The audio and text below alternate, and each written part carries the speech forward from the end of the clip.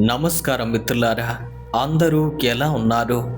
ఈరోజు మనం తెలుసుకోబోతున్నటువంటి ఈ హారర్ స్టోరీ అనేది మన ఛానల్ సబ్స్క్రైబర్స్లో ఒకరైనటువంటి విక్రమ్ గారు ప్రత్యేకంగా మనతో షేర్ చేసుకున్నటువంటి ఒక భయంకరమైన యథార్థ సంఘటన.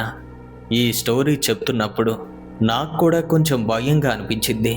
అసలు ఈ స్టోరీ వింటే కనుక నిజంగా ఒక ఆత్మ ఇంతటి దారుణాలకు ఒడుగడుతుందా అనిపిస్తుంది.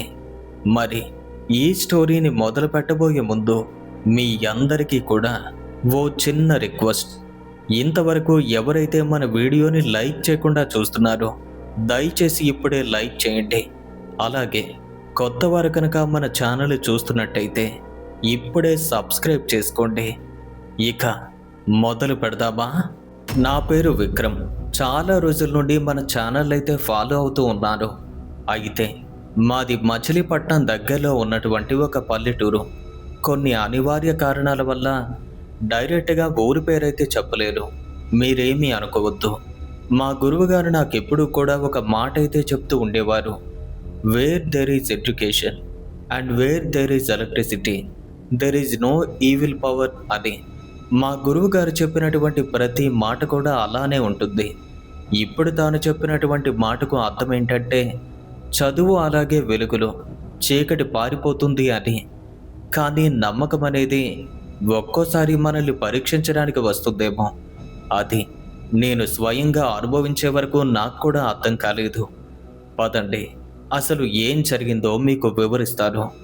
ముందుగా మీకు చెప్పినట్టు మాది మచిలీపట్నానికి దగ్గరలో ఉన్నటువంటి పల్లెటూరు. చిన్న ఊరు, అందరం కూడా పరిచయస్తులమే. అక్కడ రాంబాబు గారు అనే ఒక వ్యక్తి అయితే ఉండేవారు. ఆర్థికపరమైన ఇబ్బందులతో జీవనం సాగించే ఒక సాధారణమైన మనిషి. ఆయనకు 2 పిల్లలు. కుమారుడు చిన్నప్పటి నుండే చదువును ఆపేసి పని మీద పడ్డాడు. కానీ కుమార్తె భావ్య మాత్రం మానసిక వైకల్యంతో పుట్టింది. నడవటం, కూర్చోవటం, తినటం కూడా సరిగ్గా చెయ్యలేని అమ్మాయి. అంటే తనకు పూర్తిగా ఏమీ తెలియదు. ఊరంతా కూడా తనని ఎంతో జాలిగా చూసేది. కానీ తన తల్లి మాత్రం ఆమెను ఎంతో ప్రేమగా చూసుకునేది. అపారమైనటువంటి ప్రేమతో నేను మా ఇంటికి వెళ్ళాలి అంటే వాళ్ళ ఇంటి ముందుగా వెళ్ళాల్సి వచ్చేది. అలా వెళ్ళే ప్రతిసారి కూడా ఆమెను చూసి నా దగ్గర ఉన్నటువంటి చిన్న స్నాక్స్ అయితే ఇస్తూ ఉండేవాడిని. తన నవ్వు, అది నేను ఎప్పటికీ మర్చిపోలేనిది. ఇక ఆ ఊరికే కేంద్ర బిందువుగా ఉండేది శేషాద్రి నాయుడు గారి ఇల్లు. అతను ఒక మాజీ సర్పంచ్, భూస్వామి, అనేక వ్యాపారాలు. ఆయనకు ఊరిలో ఉన్నటువంటి స్థానం వేరే ఎవ్వరికీ లేదు. చాలా పెద్ద వ్యక్తి. ఆయన ఇల్లు దేవాలయానికి ఎదురుగా ఉండేది. ఇక జాతరలు, ఊరేగింపులు అన్నీ కూడా తన ఇంటి ముందు నుండే మొదలయ్యేవి. ఆయన దగ్గరే రాంబాబు గారు కూడా పనిచేస్తూ ఉండేవారు. ఇక శేషాద్రి నాయుడు గారి విషయానికి వస్తే వారికి 2 కుమార్తెలు. ఒకరి పేరు మౌనిక, మరొకరి పేరు సాహితి. మౌనిక ఆయన సొంత కుమార్తె. ఇక సాహితి ఆయన యొక్క మేనకోడలు. చాలా సంవత్సరాల క్రితం సాహితి తల్లి అంటే శేషాద్రి నాయుడు గారి చెల్లెలు రహస్యంగా మరణించింది. ఆమె ఎలా చనిపోయిందో ఎవరికీ పూర్తిగా అయితే తెలియదు. ఆ నిజం ఊరు మొత్తానికి పొంగిపోని ఒక ప్రశ్నగా మిగిలిపోయింది. ఇక అప్పటి నుండి కూడా తన చెల్లెలు కూతురైనటువంటి సాహితిని శేషాద్రి నాయుడు గారు తన ఇంటికి తీసుకుని వచ్చారు. ఇక తన కూతురైనటువంటి మౌనికతో సమానంగా పెంచారు. అన్ని విషయాల్లో కూడా చాలా అద్భుతంగా చూసుకునేవారు. ఇక మౌనిక విషయానికి వస్తే తాను చదువులో ఎంతో చురుగ్గా ఉండేది. మా ప్రాంతంలో మొట్టమొదటిసారిగా మెడిసిన్లో చేరినటువంటి అమ్మాయి ఆమె. ఇక మా వదినకు తనతో పాటు స్నేహమైతే ఉండేది. నాకు కూడా ఆమెతో ఓ రకమైనటువంటి పరిచయం ఏర్పడింది. పెద్దగా మాట్లాడుకునే పరిచయం మాత్రం కాదు, ఎలా అంటే ఒక మౌన పరిచయం. అన్నీ సవ్యంగా సాగుతున్నటువంటి రోజుల్లో సాహితి ఒక యువకుడిని ప్రేమించింది. అది శేషాద్రి నాయుడు గారికి అస్సలు నచ్చలేదు. మెల్లగా వారి ఇంట్లో అయితే ఒక చిన్న తుఫాను మొదలైంది. మాటలు, గొడవలు, ఒత్తిడి. అయినా సరే సాహితి ఎక్కడా వెనక్కి తగ్గలేదు. చివరికి ఇంట్లోని అందరూ కూడా తనకు మద్దతు ఇవ్వటంతో తనకు ఇష్టం లేకపోయినా వివాహానికి ఒప్పుకున్నారు శేషాద్రి నాయుడు గారు. తనకు పూర్తిగా ఆ అబ్బాయి అంటే ఇష్టం లేదు, కానీ చెయ్యక తప్పలేదు. పెళ్లి రోజు వచ్చింది. మాంగల్యధారణ జరగవలసినటువంటి క్షణంలో అక్కడే ఒక అగ్ని పర్వతం పేలింది. శేషాద్రి నాయుడు అతను భోజనాల దగ్గర కోపంతో గొడవ పట్టం మొదలుపెట్టారు. అది ఎలా ఉంది అంటే పెళ్లిని ఆపాలి అని ప్రయత్నించినట్టుగా. పెళ్లి కొడుకు యొక్క కుటుంబానికి తనకి మధ్య పెద్ద గొడవ జరిగింది. ఇక పెళ్లిపీటల మీద కూర్చున్నటువంటి సాహితీ మాత్రం అచంచలంగా, అంటే ఒక షాక్లో ఉండిపోయింది. ఒక్క అడుగు వెనక్కి తీసుకోలేదు. అంటే తనలో ఎటువంటి మార్పు కూడా లేదు. తాను తీసుకున్నటువంటి ఆ నిర్ణయానికి చాలా వరకు కట్టుబడి ఉంది. చివరికి ఆ గొడవ ఎంత పెద్దదైంది అంటే పోలీసులు కూడా వచ్చారు. శేషాద్రి నాయుడు గారిని అరెస్ట్ కూడా చేయటం జరిగింది. అంత పెద్ద గొడవ అది. ఇక జైలు నుండి వచ్చిన తరువాత ఆయన పూర్తి స్థాయిలో మారిపోయారు. ఎలా అంటే అందరిలోనూ పరువు పోయింది అనే భావన ఆయన లోపల అతన్ని వేధించడం మొదలైంది. ఇంటికే పరిమితమైపోయారు. వ్యాపారాలన్నింటినీ కూడా పక్కన పెట్టారు. మౌనిక చదువును మధ్యలోనే ఆపి తండ్రి దగ్గరకు వచ్చేసింది. ఇక ఊరు మొత్తం ఎలా అయిపోయింది అంటే ఒక్క రెండు పక్షాలుగా చీలిపోయింది. ఎవరి అభిప్రాయం వాళ్ళకే ఉంది. అంటే సాహితీ చేసింది తప్పు అని కొంతమంది, తప్పు కాదని మరికొంతమంది. కానీ ఆ చర్చలు సాగుతూ ఉండగానే ఎవ్వరూ ఊహించినటువంటి ఒక దారుణం జరిగింది. హఠాత్తుగా భావ్య చనిపోయింది. ఒక రాత్రి ఆమె రోడ్డుపైకి వచ్చింది. ఒక వాహనాన్ని ఢీకొట్టింది. అక్కడికక్కడే అమావాస్య నాటి రాత్రి అది. తన వయసు నిజంగానే చాలా చిన్నది. ఆ వార్త విన్నవారందరికీ కూడా హృదయాలు బరువెక్కాయి. ఆ తరువాత అంత్యక్రియలు కూడా జరిగాయి. కానీ ఆ భయం మాత్రం అక్కడితో ఆగలేదు. ఎందుకంటే మెల్లగా ఊళ్ళో కొన్ని వదంతులైతే మొదలయ్యాయి. అవేంటంటే చనిపోయినటువంటి భావ్య యొక్క ఆత్మ ఊరిలో కనిపిస్తుంది అని. పంటలు పాడయ్యాయి. అలాగే అక్కడక్కడ కొన్ని నాశనమవుతూ ఉండేవి. అన్నీ తన ఆత్మతోనే ముడిపెట్టారు. కొందరైతే రాంబాబు గారి ఇంటి దగ్గరికి వెళ్ళి మరీ గొడవ చేయటానికి ప్రయత్నించారు. ఆయన వారందరికీ కూడా శాంతంగా సమాధానం చెప్పేవారు. చనిపోయినటువంటి నా కూతురికి వాటికి ఎటువంటి సంబంధం కూడా లేదు అని చెప్తూ ఉండేవారు. కానీ ఎవరూ కూడా పెద్దగా వినేవారు కాదు. నిందిస్తూనే ఉండేవారు. అప్పటికే ఊరిలో ఒక వింత భయమైతే నెలకొద్ది. ఇప్పటి వరకు లేని విధంగా అందరూ భయపడడం మొదలుపెట్టారు. ఇక ఆ రాత్రి నాకు జరిగిన సంఘటన గురించి చెప్తాను. అది నేను ఎప్పటికీ మర్చిపోలేనిది. నేను మా స్నేహితుడు పెళ్లికి వెళ్తూ బహుమతి తీసుకోవటానికి సెంటర్లో ఒక షాప్ దగ్గర ఆగారు. గిఫ్ట్ను ప్యాక్ చేస్తూ ఉండగా పక్కనే మెడికల్ షాప్ దగ్గర మౌనిక కనిపించింది. ఆమె ఎందుకు వచ్చింది అంటే తన తండ్రి యొక్క మందుల కోసం వచ్చింది. ఆమెను చూశాను, దగ్గరికి వెళ్ళి పలకరించాను. తన ఆరోగ్యం గురించి మేమిద్దరం కూడా మాట్లాడుకోవటం జరిగింది. తాను వెంటనే మందులు తీసుకుని స్కూటీని రివర్స్ తీస్తూ ఉండగా ఒక్కసారిగా కంట్రోల్ తప్పింది. ఒక పెద్ద లారీ వెనుక నుండి వస్తున్నటువంటి ఆ వాహనం నేరుగా తననైతే ఢీ కొట్టింది. అంతే, తాను గట్టిగా అరిచింది, నేలపైన పడిపోయింది. ఇక అది సెంటర్ కావటంతో కొద్ది క్షణాల్లోనే జనాలంతా కూడా గుమిగూడారు. అదృష్టవశాత్తు అటువైపున ఒక అంబులెన్స్ అయితే వెళ్తూ కనిపించింది. వెంటనే అంబులెన్స్ని ఆపాం, మౌనికాని ఎక్కించాం. వెంటనే అదే ప్రాంతంలో కానిస్టేబుల్ కూడా ఉంటే కానిస్టేబుల్ నా స్నేహితునితో పాటు బయలుదేరాడు.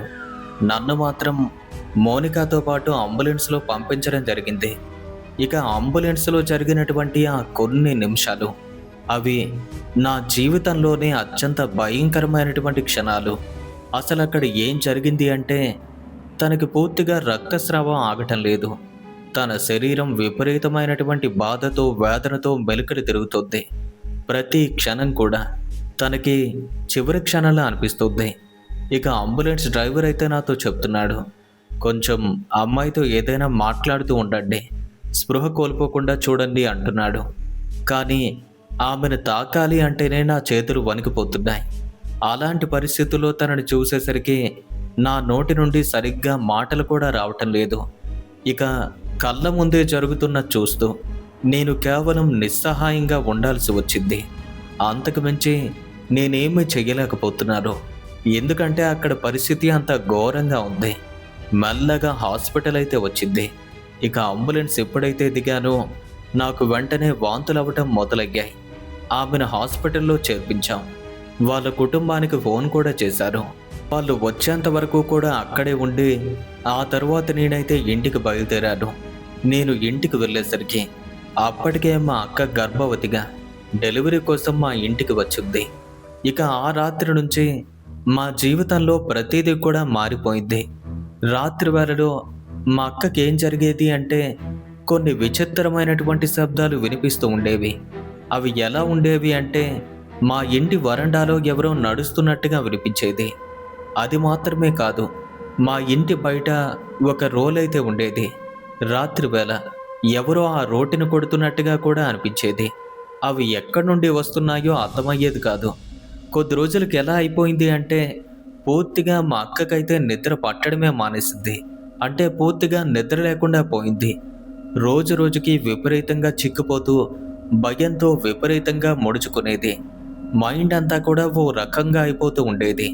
ఇక ఒకరోజు రాత్రి నాకు హఠాత్తుగా ఓ కల అయితే వచ్చింది. మా అక్క పొట్టపైన ఒక నల్లని ఆకారం చెయ్యి పెట్టి నిమురుతున్నట్టుగా కనిపించింది. ఇక ఆ కలను చూసినటువంటి రెండో రోజే మరో భయంకరమైన సంఘటన. మా అక్కకు విపరీతమైనటువంటి రక్తస్రావం మొదలైంది. వెంటనే హాస్పిటల్కి తీసుకువెళ్తే వాళ్ళు చెప్పినటువంటి మాట మా వెన్నులో వణుకు పుట్టించింది. ఏమైందంటే మా అక్కకు గర్భస్రావం అయింది. ఇక ఆ సంఘటన మా కుటుంబాన్ని పూర్తిగా వేరే మనుషులుగా మార్చేసింది. ఇక అది మాత్రమే కాదు, ఊరిలో భయం కూడా తారాస్థాయికి చేరుకుంటుంది. పంటలు మాత్రమే కాదు, అన్ని విధాలుగా ఇబ్బందులు పడుతూ ఉన్నారు. ఇక ఊరి పెద్దలంతా కలిసి ఒక నిర్ణయాన్నైతే తీసుకున్నారు. ఒడిశా నుండి ఒక మహా మాంత్రికుడిని పిలిపించారు. తనకి అన్ని విద్యలు తెలుసు. ఏం జరిగినా సరే ఇట్టేదానికి పరిష్కారాన్ని ఇవ్వగలుగుతారు. అలాంటి ఒక పెద్ద వ్యక్తి. ఆయన ఊరి పొలిమేరల దగ్గర ఒక నిర్మానుష్యమైనటువంటి స్థలానికి వెళ్ళారు. అప్పటి వరకు ఊరి వాళ్ళంతా కూడా అనుకుంటున్నది భావ్య తాలూకా ఆత్మ అందరికీ ఇలా చేస్తుంది అని. కానీ ఆ తరువాత మాకు తెలిసినటువంటి ఆ నిజం మాత్రం వేరు. వచ్చినటువంటి ఆ భౌత వైద్యులు మా ఊరి యొక్క పొలిమేరల దగ్గరకు వెళ్ళి ఒక నిర్మానుష్యమైనటువంటి స్థలంలో నిల్చున్నారు. అక్కడ నుండి తీసుకువచ్చింది ఒక పెద్ద బొమ్మ. అది ఎలా ఉంది అంటే గుచ్చినటువంటి ఘాట్లు, బాగా గుచ్చినటువంటి సూదులు. అంటే ఆ బొమ్మకు ఏదో చేతబడి చేసినట్టుగా ఉంది. అది ఆ ప్రాంతంలో కనుగొన్నారు. ఇక ఆ బొమ్మను చూసినప్పుడు అక్కడ ఉన్న వారందరి గుండెలు కూడా ఒక్క క్షణం పాటు ఆగిపోయినట్టయ్యాయి. అతనికి వీరంతా కూడా భవ్య ఆత్మ వల్ల ఇదంతా జరుగుతుంది అని చెప్తే అతను చెప్పినటువంటి మాటలు అందరి వెన్నులోనూ వణుకు పుట్టించాయి. మీరు అనుకుంటున్నట్టుగా ఇది భవ్య తాలూకా ఆత్మ పని కాదు అని అన్నాడు అతను. మేమంతా కూడా ఒకరి ముఖాలు ఒకరు చూసుకున్నాం. ఇది ఆ అమ్మాయి తాలూకా ఆత్మ కాదు, దీని వెనుక సాహితీ ఆత్మ ఉంది. అప్పుడే అసలైనటువంటి ఆ కథ బయటకు వచ్చింది. అందరిలోనూ పరువు పోయింది అని భావించినటువంటి శేషాద్రి నాయుడు గారు తన మేనకోడలైనటువంటి సాహితీపై ప్రతీకారం తీర్చుకోవాలి అని భయంకరమైనటువంటి చేతబడిని చేయించారు. చిన్న గాయల్లా మొదలైనటువంటి ఆ బాధ నెమ్మదిగా విషంలా తన శరీరంలోకి చొరబడింది. దాని యొక్క ప్రభావంతో ఆమె తొడ మీద ఒక వింతైన గాయం కూడా వచ్చింది. ఎన్ని హాస్పిటల్స్ తిరిగినా సరే తనకి నయం కాలేదు. ఆ వేదనను భరించలేక చివరికి ఆ అమ్మాయి ప్రాణాలు కోల్పోయింది. కానీ తన ఆత్మ మాత్రం ఆగిపోలేదు. చేతబడి చేయించినటువంటి ఆ వ్యక్తి ఆ ఆత్మను పూర్తిగా తన వశం చేసుకోలేకపోయాడు. తన ఉనికి చాటుకోవటానికి సాహితీ ఆత్మ ఒక మార్గాన్ని వెతికింది. అదే భావ్య. అమాయకమైనటువంటి భావ్య ఆత్మను అది ఆధీనంలోకి తీసుకుంది. సాహితీ ఆత్మ తన ప్రయాణాన్ని ఆ విధంగా మొదలుపెట్టింది. తన యొక్క మొదటి లక్ష్యం శేషాద్రి నాయుడు గారు. కానీ ఇంటి ఎదురుగా దేవాలయం ఉంది. వారి యొక్క ఇంట్లో నిరంతరం కూడా నిత్య పూజ జరుగుతూ ఉంటుంది. అందువల్ల నేరుగా అతన్నైతే తాకలేకపోయింది. ఇక ఆయన ఆరోగ్యం పైన, వ్యాపారాలపైన ప్రభావాన్ని చూపించడం మొదలుపెట్టింది. నేరుగా తనకి ఏమీ జరగకపోయినప్పటికీ తన కళ్ళ ముందే అన్నీ జరుగుతూ ఉన్నాయి. ఇక వాటి యొక్క ప్రభావంతో అతని మనసు కూడా కొంచెం నిరాధారంగా మారిపోయింది. అంటే ఓ రకంగా మనిషి చాలా బలహీనంగా మారిపోయాడు. అతనికి ఏ సపోర్ట్ కూడా లేకుండా పోయింది. ఇక అదే అదునుగా చేసుకుంది. తరువాత ఏ ఘోరానికి ఒడిగట్టింది అంటే ఆ రాత్రి జరిగినటువంటి ఆ యాక్సిడెంట్. అంటే మౌనికను చంపడానికి ప్రయత్నించింది. ఇక ఆ సమయంలో నేనైతే మౌనికను కాపాడడానికి వెళ్ళాను కదా, ఆ ఆత్మ కూడా నా వెనుకే వచ్చింది. బలహీనంగా ఉన్నటువంటి మా అక్కపైన ప్రభావాన్ని చూపించింది. ఎందుకంటే నన్ను నేరుగా ఏమీ చెయ్యలేకపోయింది.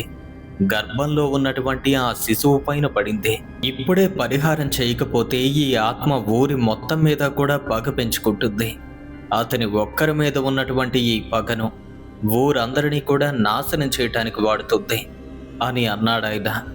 1 వారం పాటు సమయం ఇవ్వండి అని చెప్పాడు. ఇక ఆ వారం రోజులు ఊరు మొత్తం కూడా ఒక అద్భుతమైనటువంటి ఐక్యతతో పూజలు నిర్వహించింది. ఆ తరువాత ఆ పూజల యొక్క ప్రభావం వల్ల కొద్దిపాటి శాంతి నెలకొంది. ఇక 5 రోజుల తర్వాత ఆ మంత్రగాడు తన యొక్క శిష్యులతో తిరిగి వచ్చారు. 5గురు చుట్టూ నిల్చున్నారు. 4 4 దిక్కుల్లో ఉంటే మధ్యలో అతనైతే ఉన్నారు. 5 రకాల పూజలను ఒకే సమయంలో చేశారు. ఆ తరువాత ఆ ఆత్మను అతి భయంకరమైనటువంటి ప్రక్రియల ద్వారా అదుపులోకి తీసుకున్నారు. ఆ పూజ పూర్తయిన తర్వాత ఆయన 1 రూపాయి కూడా తీసుకోలేదు. బియ్యం మాత్రమే తీసుకుని వెళ్తూ ఉండగా మేము అడిగాం, ఇకపై ఇలాంటిదేమీ జరగదు కదా అని. ఆయన ఆగారు. వెనక్కి తిరిగి చిరునవ్వు నవ్వారు. ఇలా చూడండి, అడిగారు కాబట్టి చెప్తున్నాను. ఆత్మకు ఎటువంటి అంతం కూడా ఉండదు. నేను చేసింది కేవలం దాన్ని లోకానికి పంపడం మాత్రమే. ఒకసారి చనిపోయిన తర్వాత ఈ లోకంతో దాని బంధం ముగిసిపోతుంది. ఇంకేమీ కాదు. మీరేమీ అనవసరంగా ఆందోళన పడవద్దు. అన్ని సమస్యలు కూడా తీరిపోయాయి అని చెప్పి వెళ్ళిపోయారు అతను. తరువాత అన్ని విషయాలు చాలా నెమ్మదిగా సర్దుకున్నాయి. శేషాద్రి నాయుడు గారు కూడా తిరిగి యథావిధిగా కోలుకున్నారు. కానీ తాను చేసినటువంటి ఆ తప్పుకు శిక్షను అనుభవించారు. మౌనిక 2 సంవత్సరాల క్రితం పెళ్లి చేసుకుంది. మా అక్కకు ఇప్పుడు 2 పిల్లలున్నారు. కానీ మా గురువుగారు చెప్పినటువంటి ఆ మాటలు ఇంకా నా చెవుల్లో మారుమ్రోగుతూనే ఉంటాయి. చదువు ఉన్న చోట, వెలుగు ఉన్న చోట చీకటి ఉండదు అనే మాటలు అవి నన్ను ఇంకా ఆలోచింపజేస్తాయి. ఎందుకంటే ఆ రాత్రి అంబులెన్స్లో జరిగింది. ఆ తరువాత జరిగినటువంటి ఆ పరిణామాలు నాకు ఒక విషయాన్ని బోధించాయి. కొన్ని భయాలను ఏదీ తొలగించలేదు. కొన్ని బాధలకు ఎటువంటి అంతం కూడా ఉండదు. అవి ఎప్పటికీ మన మనసులోనే మిగిలిపోతాయి, ప్రశ్నలుగా, మరికొన్ని జ్ఞాపకాలుగా. విన్నారు కదా, ఇది మా కళ్ళ ముందు మేము అనుభవించినటువంటి మా గ్రామంలో జరిగినటువంటి ఒక భయంకరమైన యథార్థ సంఘటన. ఈ సంఘటన జరిగి చాలా సంవత్సరాలు గడిచింది. కానీ ఇప్పటికీ నా మనసులో మాత్రం అలానే ఉండిపోయింది. మరి ఈ స్టోరీపై మీ యొక్క అభిప్రాయాన్ని క్రింద కామెంట్స్ రూపంలో రాయండి. అలాగే ఈ వీడియో కనుక మీకు నచ్చినట్టయితే లైక్ చేయండి, షేర్ చేయండి. ఇలాంటి మరిన్ని హారర్ స్టోరీస్ కోసం ఇప్పుడే మన ఛానల్ను సబ్స్క్రైబ్ చేసుకోండి. ఇలాంటి ఒక సంఘటనను మనతో పాటు షేర్ చేసుకున్నందుకు విక్రమ్ గారికి మన ఛానల్ తరపున ప్రత్యేకంగా ధన్యవాదాలు తెలియజేసుకుంటున్నారు. మరి మీ జీవితంలో కానీ ఇలాంటి భయంకరమైన సంఘటనలు ఏవైనా జరిగి ఉంటే వాటిని మనతో పాటు షేర్ చేసుకోవాలి అనుకుంటే మన యొక్క ఇన్స్టాగ్రామ్కి డైరెక్ట్గా DM చేయండి.